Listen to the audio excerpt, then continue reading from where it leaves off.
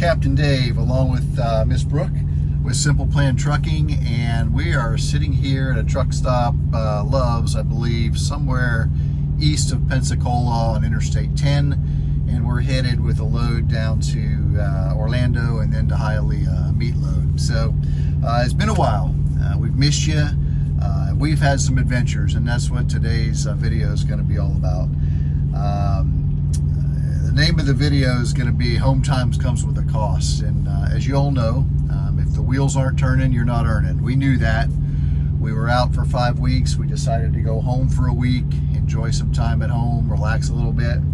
So we expected, we weren't going to have any revenue for that week. We weren't going to make any money, but we had made enough in the previous 5 weeks that we'd set money aside for our truck payment, and we thought we were going to be okay, which we were. Enjoyed that time at home, and then we came back on the 21st of May, about 2 weeks ago now, maybe closer to 3 weeks ago, and we got a load out of Bradenton, a juice load going up to New Jersey, and we delivered up to New Jersey, and then she wanted to turn the truck on for the AC, but I said the noise would be too much, so she's roasting over here. We're in Florida, it's hot. Yeah, it is hot. So anyway, we got a load up to Jersey City, New Jersey. That went without a hitch. We delivered the juice load. But somewhere along the way, we lost our cruise control, and our ABS light went off, and our lane departure stopped working, which really wasn't a bad thing because I make that thing go off all the time. Anyway, we had lights all over the dash. The truck was running fine. We did call Road Assist, and they said, if the truck's running okay, go ahead and keep driving and get into, somewhere to get it looked at sooner than later. So we went over to Pittston from New Jersey. We drove over to Pittston, and we got there in the afternoon. We had an appointment at, I think we got in there about 3 in the afternoon. They said they would see us. Well, come to find out, they didn't have the time to tear the dash apart and look at what the problem was. So we had to wait overnight, which we thought, no big deal. We'll get a meal and we'll sleep here in the truck, and we'll be seen first thing in the morning, which we were. Just to back up a little bit, what had happened while we were on home time, the black plastic housing that's up here on the dash that holds all the electronics and the camera had literally fallen off the windshield and was lying on the dash. We guess it's because, we live in Florida, it's a humid state. Maybe the truck wasn't running, for a week. We did have the APU on to keep it cool in here, but for whatever reason, it fell off the window. So I just stuck that thing back on there, and I figured it'd be fine. So that may have been the cause. Something might have come loose when it fell, off the windshield onto the dash. In any event, got up to New Jersey, went over to Pittston to get this stuff addressed, had to stay overnight. Another issue that we've noticed, and this was all kind of cool that we found this when we did, because we were literally in the last couple days of our 2-month bumper-to-bumper, last 2 days of our bumper-to-bumper warranty on the truck. So we wanted to get everything addressed now so we don't have to pay for things later. Well, Brooke and I both had noticed that the truck seems to kind of lean, not the truck, the driver's seat leans to the right. Is that right? Yes. It leans to the right a little bit. I don't know why. So that was one of the things we had looked at. Well, we got in there, and the tech was a real nice guy. Really, the only thing he was going to be able to address was the seat. So he said, what happens with these things a lot of times is it's just that the padding gets moved around. So he took the seat off, he put some more padding in, and it felt a little better when we got in there, but he must not have put the seat back together properly, because now it slides forward and backward, and so we're faced with having to go back and have that looked at and corrected again. Your seat, especially the driver's seat, is something I need the seat all the way back. Yeah. And every time I put on the brakes, the seat slides forward. Yeah, and that's the thing with us. We're so much different in size that, it's a huge adjustment every time either one of us gets in from when the other one was driving. So we need a driver's seat that works well. So clearly we're going to have that addressed again and make that right, because believe me, every time Brooks gets into drive, I have to hear about, it's unsafe or I'm uncomfortable. We need to take this in. So we're going to get routed to Springfield here pretty soon. The good news is we're right at Brooks' 30,000 miles to upgrade from training. So celebrate on that. And we expect to be called into Springfield next week sometime for her to upgrade. So I'm trying to wait so that we're not off the road. Maybe we can get that taken care of while we're in Springfield for her upgrade. So the story actually gets much, much better, or worse, as it is. As I said, he was only able to address the seat issue.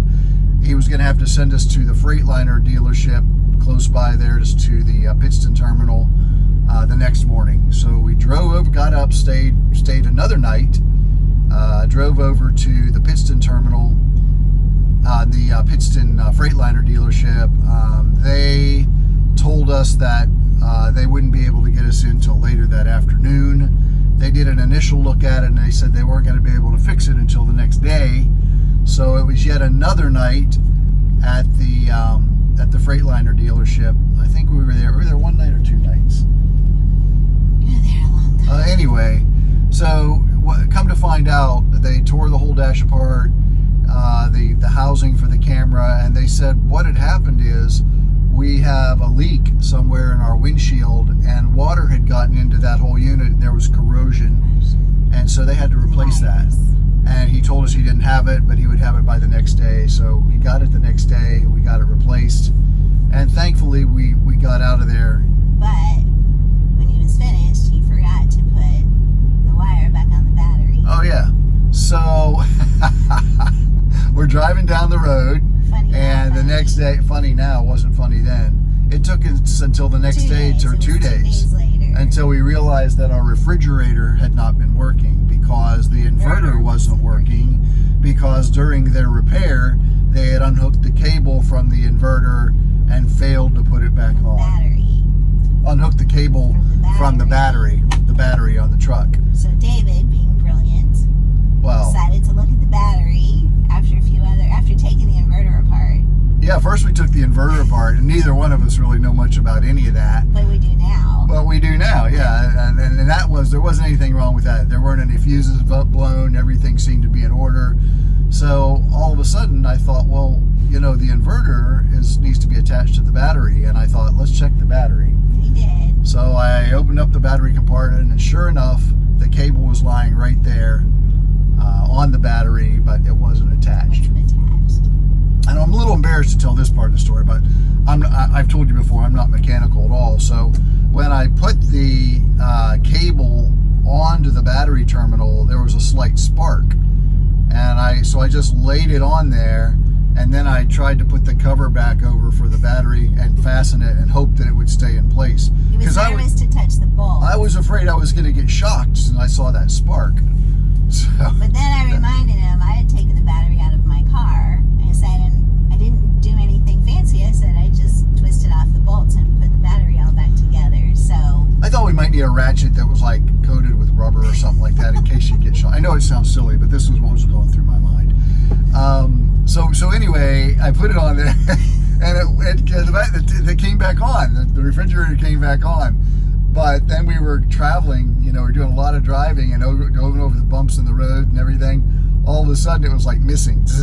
You'd hear the refrigerator, and also my CPAP, which I plug into the inverter, was not running right. So something went right. So it was connected but not connected.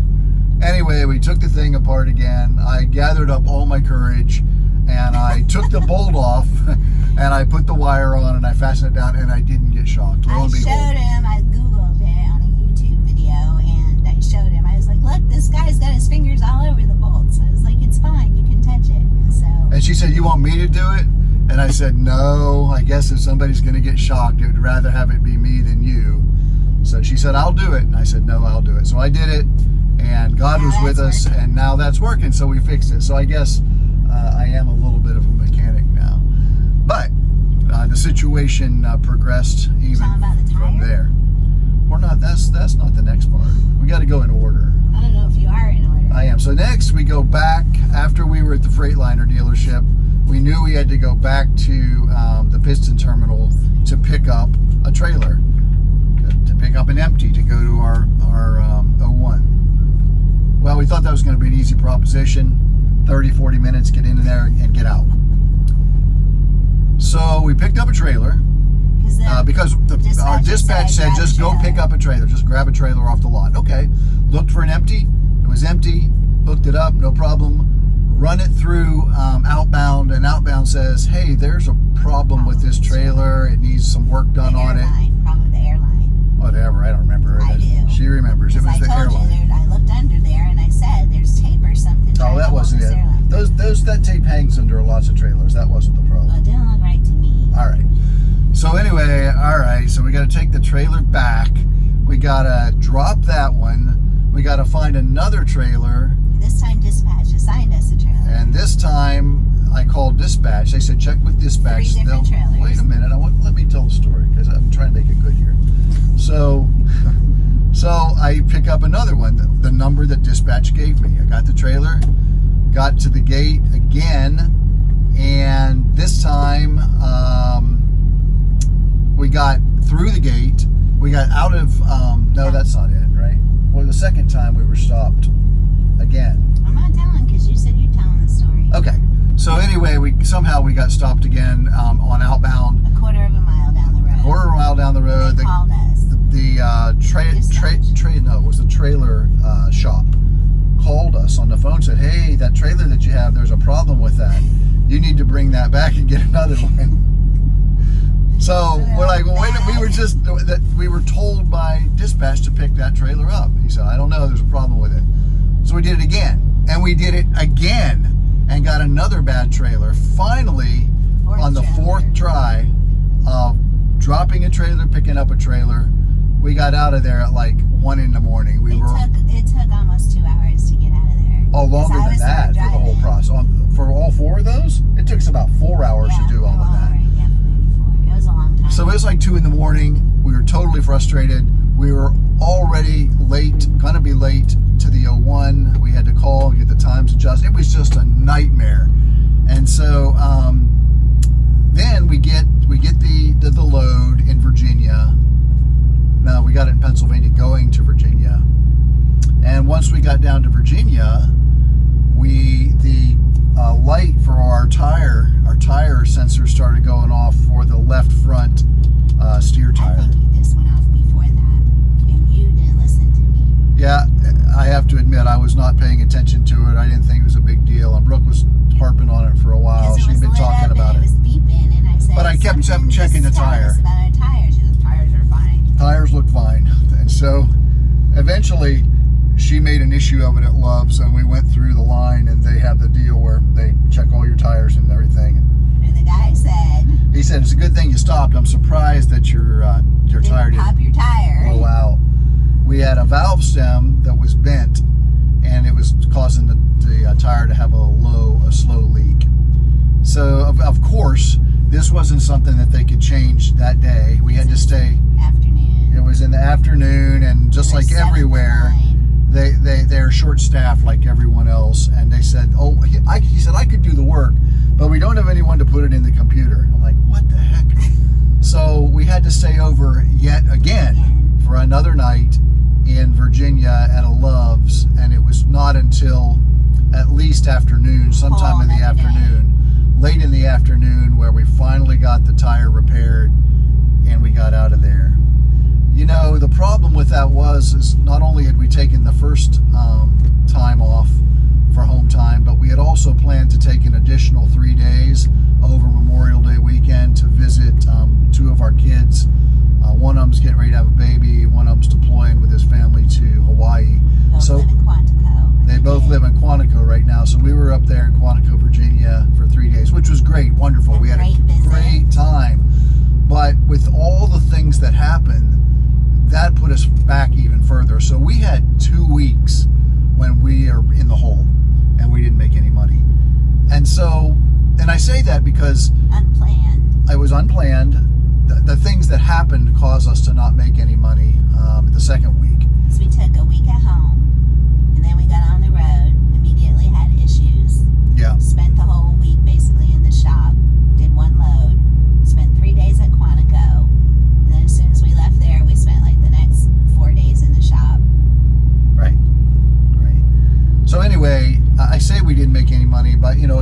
Brooke's still in training, so she is making $900 a week. So that helped. That comes out. But Simple Plan Trucking, the business was net, and we were actually negative both weeks a little bit. I wasn't too concerned, but I was concerned because it went into a second week. I'll tell you though that since we've hit the road hard after Memorial Day, we've had a great week.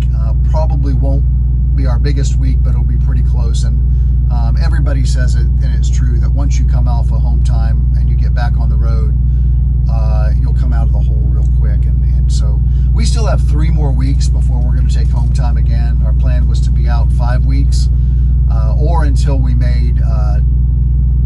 had 20 grand. This truck looks like he's going to back into me here. Oh, he's going to do all right. So 20 grand. And we'll see where we are, but we're planning to go home the first week of July. So that's it. We have had quite the ordeal over the last couple of weeks, but we're both still happy to be out here. We're enjoying it. It does come with... How about the food places we found? I'm going to talk about that too. We're still enjoying it. And I know that Brooke's still enjoying it, because when we're rolling down the road, she'll say, I think I want to get that truck next time. Or we start talking about when we buy our truck, what it's going to be like. But then there's other times I say... Oh, yeah, there's times when she's totally frustrated and saying she wants to quit. But I said go home. Go home. She wants to go home, which means quit. Because if she's not out here, I'm not going to be out here. That's just emotion talking. I know it, and she knows it. And the next day, she'll say, I was tired or I was hungry. She says, keep me fed and let me sleep, and I'll be okay. So that's pretty good that I need to... And showered. And showered. Once a week, right? So a week is about as long as I get. Well, that's good. That's good. If y'all ever bump into us. Yeah, be on the lookout. Right. We may be in need of a shower when you see us, so give us a wide berth when you go by. Last thing we want to talk about is we promised when we started the channel that we would review good places to eat when we find them on the road. Listen, finding good food on the road for truckers is a challenge. It doesn't take long at all to get sick of the truck stop food. And so we have a plan to start making our own food, but we've had lots of issues with our inverter. And the things that we bought for the truck, they require more power than this inverter supplies. So we're still feeling our way. We really haven't started cooking on the truck yet. I can microwave, that's it. All we can use is a microwave. I plugged in my skillet and the inverter went berserk. Right, it's not strong enough. So we need to... I wish we could get a larger inverter, but they tell us that you're not even allowed to do that, even if you pay for it yourself. It voids the warranty or something like that. This is a 2020 Freightliner, and it only has a 1500 watt inverter. They tell me that in the 2021s and beyond, it's 2000 watts. So that'll be something that we'll definitely be looking for in our next truck.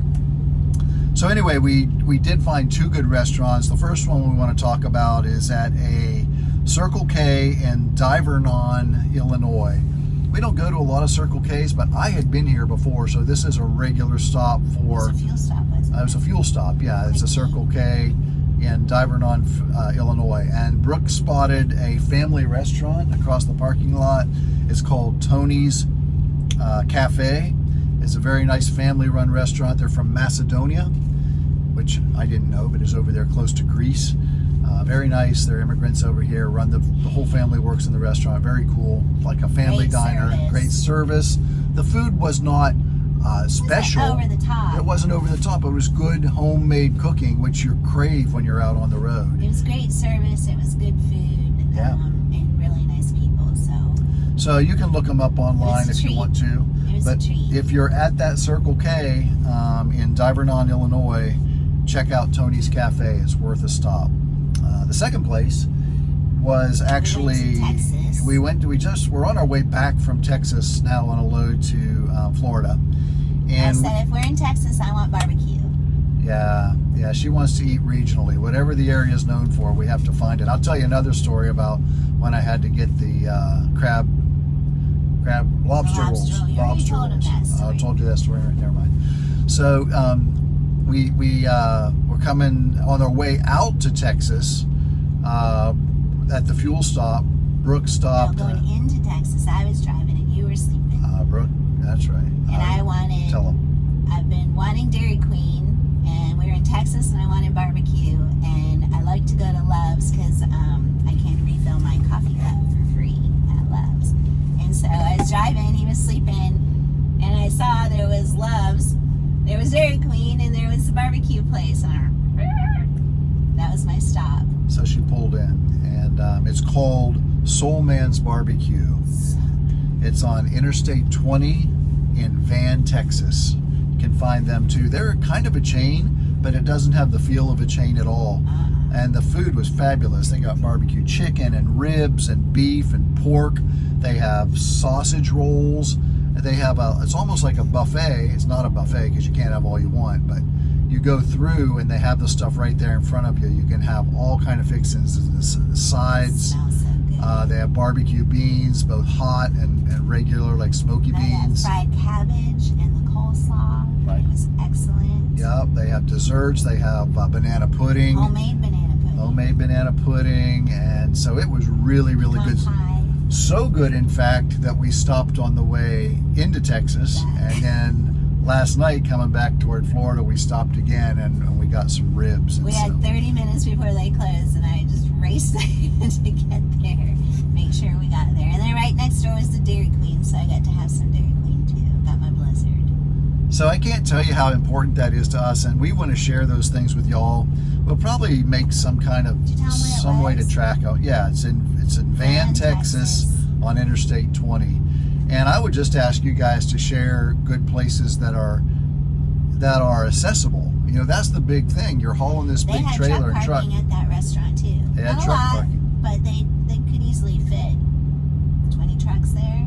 Mm-hmm. So, you know, if you can't pull the truck in, you can't go there. So it's important that we know about those places. And I know you all found some of those too. So that's all we really have for today. Do you have anything else you want to add? Probably, but I can't think of it right now. Okay. Well, that's it. Sorry it's been so long. We'll try to get another video out here to you real soon. We have some other things that we want to talk about. But for now, this is Captain Dave and Miss Brooke with Simple Plan Trucking. Y'all be safe out there, and God bless. Bless y'all. Bye-bye.